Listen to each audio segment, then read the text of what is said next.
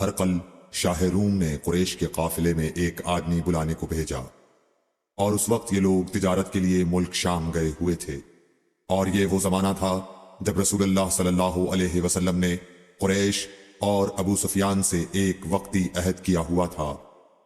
جب ابو سفیان اور دوسرے لوگ ہرقل کے پاس ایلیا پہنچے جہاں ہرقل نے دربار طلب کیا تھا، اس کے گرد روم کے بڑے بڑے لوگ، علماء، وزراء و امراء بیٹھے ہوئے تھے۔ ہرقل نے ان کو اور اپنے ترجمان کو بلوایا، پھر ان سے پوچھا کہ تم میں سے کون شخص مدعی رسالت کا زیادہ قریبی عزیز ہے؟ ابو سفیان کہتے ہیں کہ میں بول اٹھا کہ میں اس کا سب سے زیادہ قریبی رشتہ دار ہوں۔ یہ سن کر ہرقل نے حکم دیا کہ اس ابو سفیان کو میرے قریب لا کر بٹھاؤ اور اس کے ساتھیوں کو اس کی پیٹھ کے پیچھے بٹھا دو۔ پھر اپنے ترجمان سے کہا کہ ان لوگوں سے کہہ دو کہ میں ابو سفیان سے اس شخص یعنی محمد صلی اللہ علیہ وسلم کے حالات پوچھتا ہوں، اگر یہ مجھ سے کسی بات میں جھوٹ بول دے تو تم اس کا جھوٹ ظاہر کر دینا۔ ابو سفیان کا قول ہے کہ خدا کی قسم اگر مجھے یہ غیرت نہ آتی کہ یہ لوگ مجھ کو جھٹلائیں گے تو میں آپ صلی اللہ علیہ وسلم کی نسبت ضرور غلط گوئی سے کام لیتا۔ خیر، پہلی بات جو ہرقل نے مجھ سے پوچھی وہ یہ کہ اس شخص کا خاندان تم لوگوں میں کیسا ہے؟ میں نے کہا وہ تو بڑے اونچے عالی نسب والے ہیں۔ کہنے لگا اس سے پہلے بھی کسی نے تم لوگوں میں ایسی بات کہی تھی؟ میں نے کہا نہیں۔ کہنے لگا اچھا اس کے بڑوں میں کوئی بادشاہ ہوا ہے؟ میں نے کہا نہیں۔ پھر اس نے کہا بڑے لوگوں نے اس کی پیروی اختیار کی ہے یا کمزوروں نے؟ میں نے کہا نہیں، کمزوروں نے۔ پھر کہنے لگا اس کے تابعدار روز بڑھتے جاتے ہیں یا کوئی ساتھی پھر بھی جاتا ہے؟ میں نے کہا نہیں۔ کہنے لگا کیا اپنے اس دعوی نبوت سے پہلے کبھی کسی بھی موقع پر اس نے جھوٹ بولا ہے؟ میں نے کہا نہیں، اور اب ہماری اس سے صلح کی ایک مقررہ مدت ٹھہری ہوئی ہے، معلوم نہیں وہ اس میں کیا کرنے والا ہے۔ ابو سفیان کہتے ہیں میں اس بات کے سوا اور کوئی جھوٹ اس گفتگو میں شامل نہ کر سکا۔ ہرقل نے کہا کیا تمہاری اس سے کبھی لڑائی بھی ہوئی ہے؟ ہم نے کہا کہ ہاں۔ بولا پھر تمہاری اور اس کی جنگ کا کیا حال ہوتا ہے؟ میں نے کہا لڑائی ڈول کی طرح ہے، کبھی وہ ہم سے میدان جنگ جیت لیتے ہیں اور کبھی ہم ان سے جیت لیتے ہیں۔ ہرقل نے پوچھا وہ تمہیں کس بات کا حکم دیتا ہے؟ میں نے کہا وہ کہتا ہے کہ صرف ایک اللہ ہی کی عبادت کرو، اس کا کسی کو شریک نہ بناؤ، اور اپنے باپ دادا کی شرک کی باتیں چھوڑ دو، اور ہمیں نماز پڑھنے، سچ بولنے، پرہیزگاری اور صلہ رحمی کا حکم دیتا ہے۔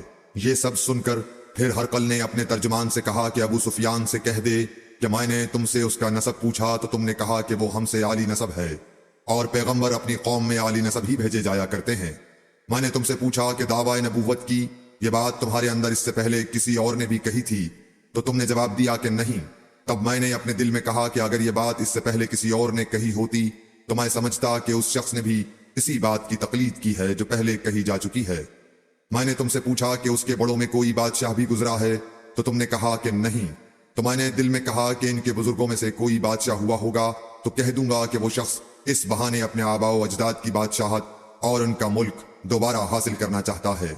اور میں نے تم سے پوچھا کہ اس بات کے کہنے یعنی پیغمبری کا دعویٰ کرنے سے پہلے تم نے کبھی اس کو دروغ گوئی کا الزام لگایا ہے؟ تم نے کہا کہ نہیں۔ تو میں نے سمجھ لیا کہ جو شخص آدمیوں کے ساتھ دروغ گوئی سے بچے وہ اللہ کے بارے میں کیسے جھوٹی بات کہہ سکتا ہے۔ اور میں نے تم سے پوچھا کہ بڑے لوگ اس کے پیرو ہوتے ہیں یا کمزور آدمی؟ تم نے کہا کمزوروں نے اس کی اتباع کی ہے، تو دراصل یہی لوگ پیغمبروں کے متبعین ہوتے ہیں۔ اور میں نے تم سے پوچھا کہ اس کے ساتھی بڑھ رہے ہیں یا کم ہو رہے ہیں؟ تم نے کہا کہ وہ بڑھ رہے ہیں، اور ایمان کی کیفیت یہی ہوتی ہے حتیٰ کہ وہ کامل ہو جاتا ہے۔ اور میں نے تم سے پوچھا کہ آیا کوئی شخص اس کے دین سے ناخوش ہو کر مرتد بھی ہو جاتا ہے؟ تم نے کہا نہیں۔ تو ایمان کی خاصیت بھی یہی ہے، جن کے دلوں میں اس کی مسرت رچ بس جائے وہ اس سے لوٹا نہیں کرتے۔ اور میں نے تم سے پوچھا کہ آیا وہ کبھی عہد شکنی کرتے ہیں؟ تم نے کہا نہیں۔ پیغمبروں کا یہی حال ہوتا ہے، وہ عہد کی خلاف ورزی نہیں کرتے۔ اور میں نے تم سے کہا کہ وہ تم سے کس چیز کے لیے کہتے ہیں؟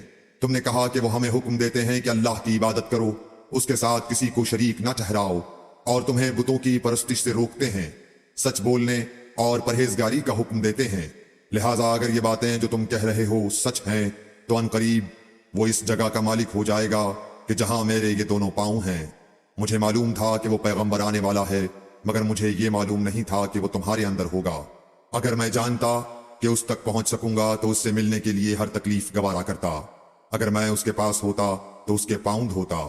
ہرقل نے رسول اللہ صلی اللہ علیہ وسلم کا وہ خط منگایا جو آپ نے وحیہ کلبی رضی اللہ تعالیٰ عنہ کے ذریعے حاکم بصرہ کے پاس بھیجا تھا، اور اس نے وہ ہرقل کے پاس بھیج دیا تھا۔ پھر اس کو پڑھا تو اس میں لکھا تھا، اللہ کے نام کے ساتھ جو نہایت مہربان اور رحم والا ہے۔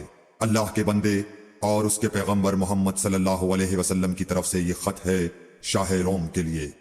اس شخص پر سلام ہو جو ہدایت کی پیروی کرے۔ اس کے بعد میں آپ کے سامنے دعوت اسلام پیش کرتا ہوں۔ اگر آپ اسلام لے آئیں گے تو دین و دنیا میں سلامتی نصیب ہوگی، اللہ آپ کو دوہرا ثواب دے گا، اور اگر آپ میری دعوت سے روگردانی کریں گے تو آپ کی رعایا کا گناہ بھی آپ ہی پر ہوگا۔ اور اے اہل کتاب، ایک ایسی بات پر آ جاؤ جو ہمارے اور تمہارے درمیان یکساں ہے، وہ یہ کہ ہم اللہ کے سوا کسی کی عبادت نہ کریں اور کسی کو اس کا شریک نہ ٹھہرائیں، اور نہ ہم میں سے کوئی کسی کو خدا کے سوا اپنا رب بنائے۔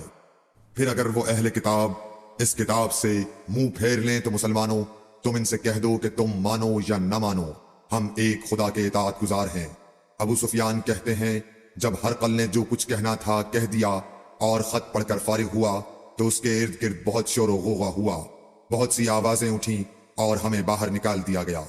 تب میں نے اپنے ساتھیوں سے کہا کہ ابو کبشہ کے بیٹے آن حضرت صلی اللہ علیہ وسلم کا معاملہ تو بہت بڑھ گیا، دیکھو تو اس سے بنی اصفر روم کا بادشاہ بھی ڈرتا ہے۔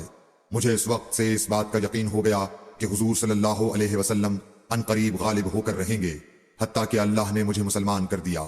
راوی کا بیان ہے کہ ابن ناطور ایلیا کا حاکم ہرقل کا مصاحب اور شام کے نصارہ کا لاٹ پادری بیان کرتا تھا کہ ہرقل جب ایلیا آیا ایک دن صبح کو پریشان اٹھا تو اس کے درباریوں نے دریافت کیا کہ آج ہم آپ کی حالت بدلی ہوئی پاتے ہیں، کیا وجہ ہے؟ ابن ناطور کا بیان ہے کہ ہرقل نجومی تھا، علم نجوم میں وہ پوری مہارت رکھتا تھا۔ اس نے اپنے ہم نشینوں کو بتایا کہ میں نے آج رات ستاروں پر نظر ڈالی تو دیکھا کہ ختنہ کرنے والوں کا بادشاہ ہمارے ملک پر غالب آ گیا ہے۔ بھلا اس زمانے میں کون لوگ ختنہ کرتے ہیں؟ انہوں نے کہا کہ یہود کے سوا کوئی ختنہ نہیں کرتا، سو ان کی وجہ سے پریشان نہ ہوں۔ سلطنت کے تمام شہروں میں یہ حکم لکھ بھیجیے کہ وہاں جتنے یہودی ہوں سب قتل کر دیے جائیں۔ وہ لوگ انہی باتوں میں مشغول تھے کہ ہرقل کے پاس ایک آدمی لایا گیا جسے شاہ غسان نے بھیجا تھا۔ اس نے رسول اللہ صلی اللہ علیہ وسلم کے حالات بیان کیے۔ جب ہرقل نے سارے حالات سن لیے تو کہا کہ جا کر دیکھو وہ ختنہ کیے ہوئے ہے یا نہیں۔ انہوں نے اسے دیکھا تو بتلایا کہ وہ ختنہ کیا ہوا ہے۔ ہرقل نے جب اس شخص سے عرب کے بارے میں پوچھا تو اس نے بتلایا کہ وہ ختنہ کرتے ہیں۔ تب ہرقل نے کہا کہ یہی محمد صلی اللہ علیہ وسلم اس امت کے بادشاہ ہیں جو پیدا ہو چکے ہیں۔ پھر اس نے اپنے ایک دوست کو رومیہ خط لکھا اور وہ بھی علم نجوم میں ہرقل کی طرح ماہر تھا۔ پھر وہاں سے ہرقل حمص چلا گیا، ابھی حمص سے نکلا نہیں تھا کہ اس کے دوست کا خط اس کے جواب میں آ گیا۔ اس کی رائے بھی حضور صلی اللہ علیہ وسلم کے ظہور کے بارے میں ہرقل کے موافق تھی کہ محمد صلی اللہ علیہ وسلم واقعی پیغمبر ہیں۔ اس کے بعد ہرقل نے روم کے بڑے آدمیوں کو اپنے حمص کے محل میں طلب کیا اور اس کے حکم سے محل کے دروازے بند کر لیے گئے۔ پھر وہ اپنے خاص محل سے باہر آیا اور کہا، اے روم والو، کیا ہدایت اور کامیابی میں کچھ حصہ تمہارے لیے بھی ہے؟ اگر تم اپنی سلطنت کی بقا چاہتے ہو تو پھر اس نبی صلی اللہ علیہ وسلم کی بیعت کر لو اور مسلمان ہو جاؤ۔ یہ سننا تھا کہ پھر لوگ وحشی گدھوں کی طرح دروازوں کی طرف دوڑے مگر انہیں بند پایا۔ آخر جب ہرقل نے اس بات سے ان کی یہ نفرت دیکھی اور ان کے ایمان لانے سے مایوس ہو گیا تو کہنے لگا کہ ان لوگوں کو میرے پاس لاؤ۔ جب وہ دوبارہ آئے تو اس نے کہا، میں نے جو بات کہی تھی اس سے تمہاری دینی پختگی کی آزمائش مقصود تھی، سو وہ میں نے دیکھ لی۔